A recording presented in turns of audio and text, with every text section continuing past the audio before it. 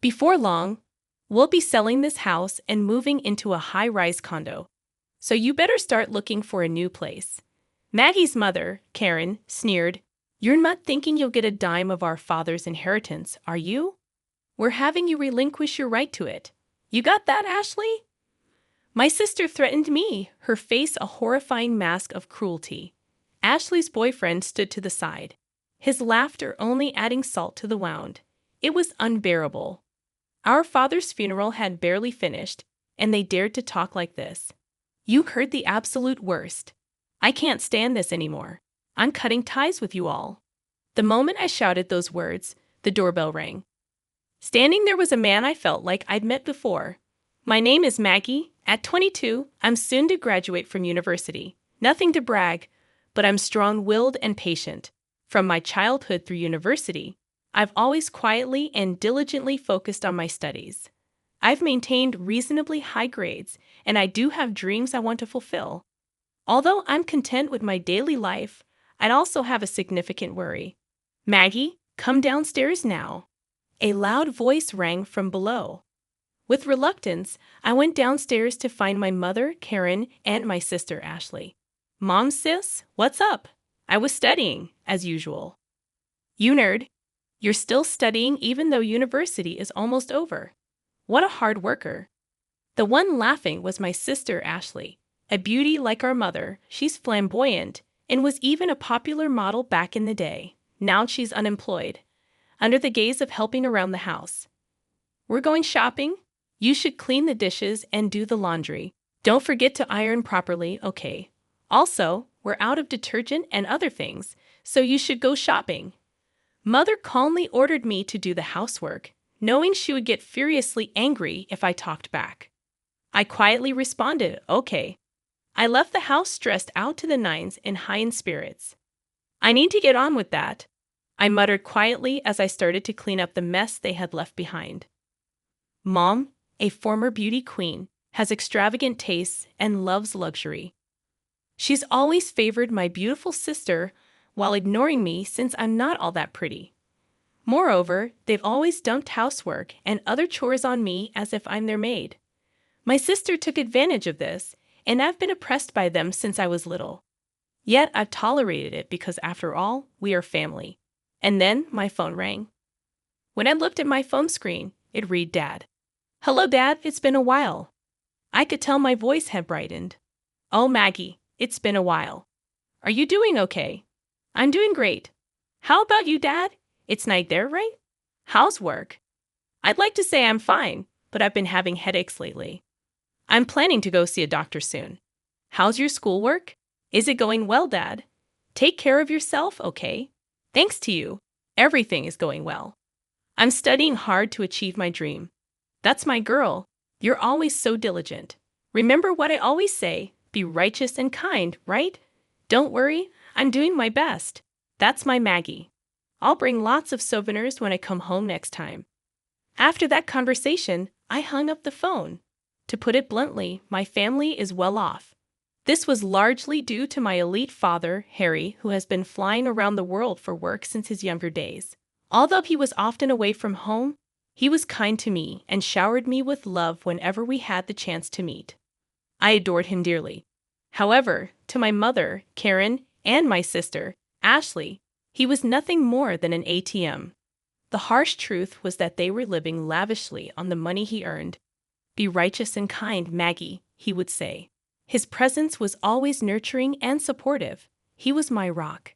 That's why I was able to stay strong until now. Several months later, shortly after I graduated from university, a chilling event occurred.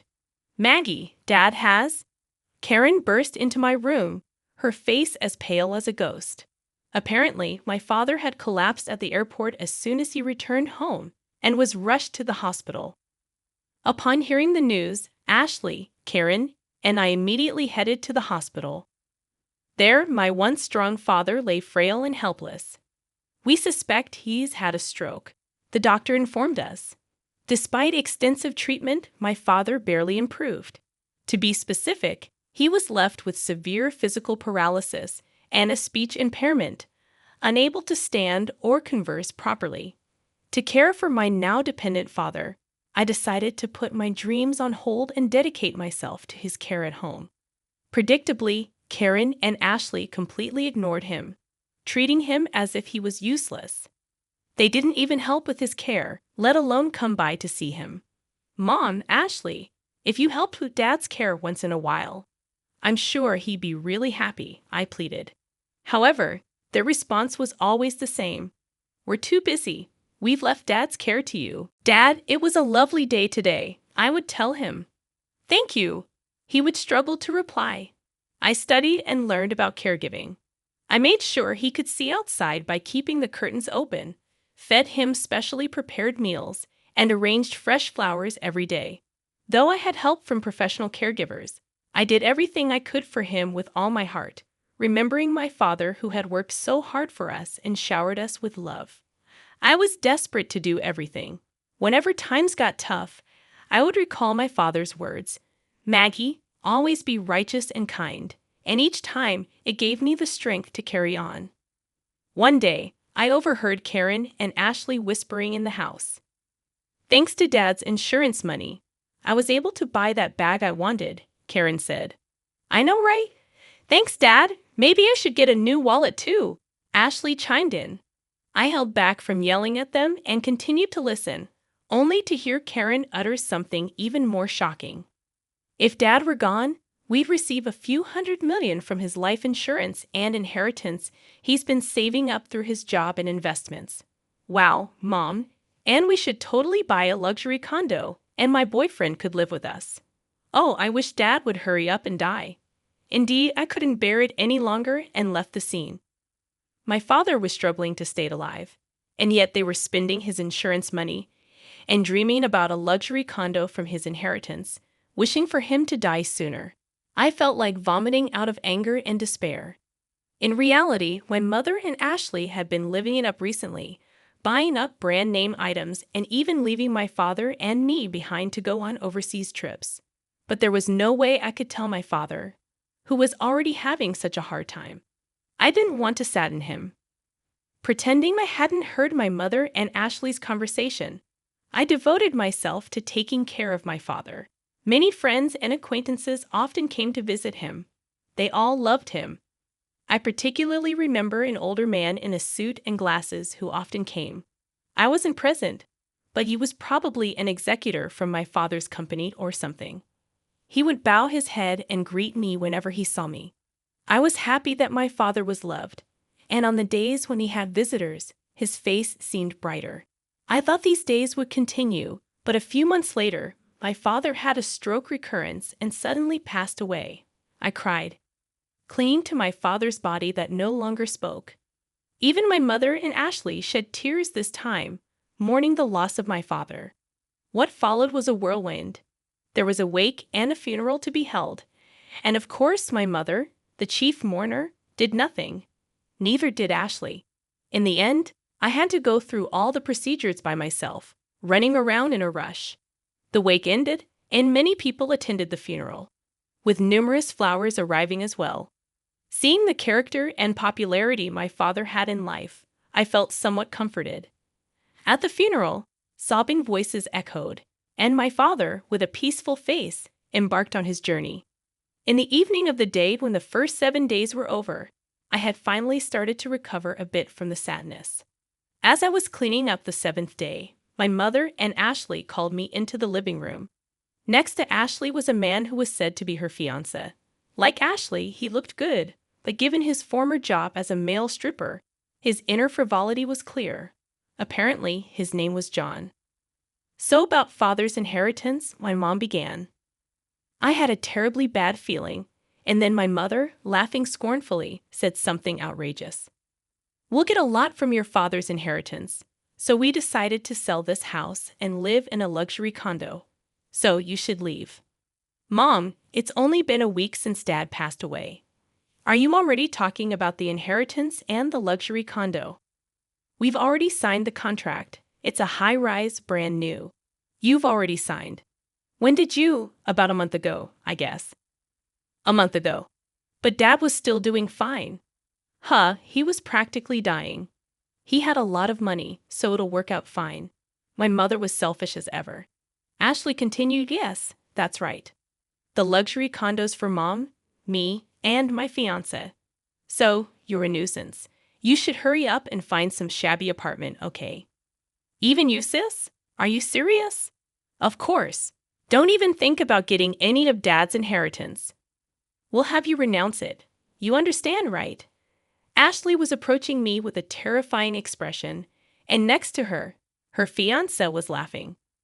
Seeing my father's inheritance in the corner of my eye made me feel suffocated.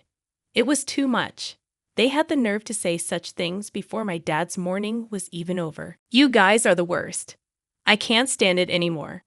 I'm cutting ties with both of you. Huh? We'd actually feel relieved if you cut ties with us. My mother and Ashley laughed at me. I clenched my fists and started trembling. At that moment, the front doorbell rang. Straightening my trembling breath and wiping my tears, I'd opened the door, thinking it might be a late visitor. Good evening, my condolences for your loss. The man who deeply bowed his head at the entrance was the middle-aged man in a suit and glasses who frequently visited my father's sickbed. Thank you. Please come in. As I was about to invite him in, the man presented his business card. Please check this. My name is Watson, an attorney assigned by your father. The business card indeed belonged to a law firm, and although I had not noticed it before, a badge denoting him as a lawyer was gleaming on his chest. A lawyer? I was surprised. My mother, Ashley, and her boyfriend came out from behind. Huh? What does a lawyer want from us? Watson responded to my mother's skeptical expression. I've come to discuss your husband's inheritance. Can we talk for a moment? Watson sat down in the living room. My mother sat directly across from him, and Ashley and her boyfriend sat next to her. I ended up sitting on the side facing them alone. Watson took out several documents from his bag, looked at us, and then began to speak slowly. First, may I read your husband's will? That man could barely move or speak, and yet he left a will. Get on with it, please, my mother spoke in an irritated tone. Then allow me to read it, Watson said in a quiet voice. The testator, Harry, hereby bequeaths as follows. The testator leaves all property belonging to him to his second daughter, Maddie. A moment of silence fell upon the room. The testator designates the following as the executor of the will. Before Watson could continue reading, Ashley interrupted. Wait a minute. What did you just say? Didn't you hear me? The testator designates the part before that. Let me read it again. The testator, Harry, hereby bequeaths all property belonging to him to his second daughter, Maddie. What does that mean? Karen, our mother, and Ashley exclaimed in unison. I was so shocked that I couldn't breathe, and all I could do was stare in astonishment. Watson continued, Next, I will read the postscript of the will, looking at me. In other words, this is your father's final message. I quietly listened as he read. Maggie, you gave up your precious dreams to take care of me. I wasn't able to pay much attention to you because I was always working, but I truly appreciate it. Thanks to you, I was able to pass away peacefully and fulfilled. Upon hearing my father's last words from Watson, tears started to well up in my eyes. Maggie, always be kind and correct. I know you can do it. Your father will always be watching over you. Please be happy. All I could do was sob in front of them while Karen and Ashley were making a big fuss. What does that mean? So the inheritance all goes to her? Yes. What happens to our money? In response to their outburst, Watson cast a brief glance at them. You two are not mentioned, by the way. Maggie is also the sole beneficiary of the life insurance. What are you talking about? Do you think that's allowed?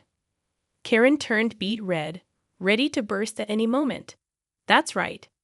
Isn't there something called a reverse portion that's supposed to be guaranteed to the wife and the children, right? Ashley leaned forward eagerly. You're referring to the statutory reserve. Indeed, you two have the right to claim a statutory reserve from the inheritance Maggie will receive. Watson said in a matter-of-fact tone. Of course, Karen seemed to be getting back to her usual self. Even if there is a will, if its contents are unfair, you can claim a share of the inheritance prescribed by the civil law. However, Watson continued, Harry had commissioned us to investigate the fact that you, Karen, and you, Ashley, were living luxuriously with Harry's money and squandering the insurance money. The eyes of Karen and Ashley widened in astonishment. Indeed, you purchased a luxury condominium and a car, and you spend quite lavishly on host clubs and overseas trips. All the caregiving and household chores were left to Maggie alone. Moreover, there were even remarks hoping for Harry's death. My father knew everything. He knew everything but pretended not to know. That's my mother. Stammered Watson responded calmly. In this case, it's unlikely that the distribution of the inheritance will be deemed unfair. Even if you take it to court, it's very unlikely you'll be able to claim anything. Of course, you can try if you wish. I'll be the one you'll be set up against. My mother's face had turned a pale blue. That's ridiculous, my sister also muttered. When Watson was leaving and I walked him out to the entrance, he said, Maggie, you have grown up to be quite admirable. Your father always spoke of you with such joy. Really, my father has known your father since we were young, and I was honored to take on this request. Your father felt he was too lenient with the other two, but I believe he found peace knowing how well you turned out. Watson's eyes were squinted in a warm smile. I was so touched that I teared up again. Please live a happy life from now on. You know I'm always here to help. Watson left me with those words, and I kept bowing deeply to him. A year later, with Watson's help, I was able to inherit all of my father's assets.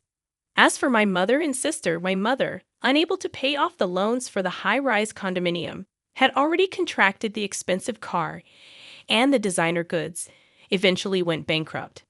My sister, on the other hand, was quickly abandoned by her boyfriend when he learned that she wouldn't be inheriting anything.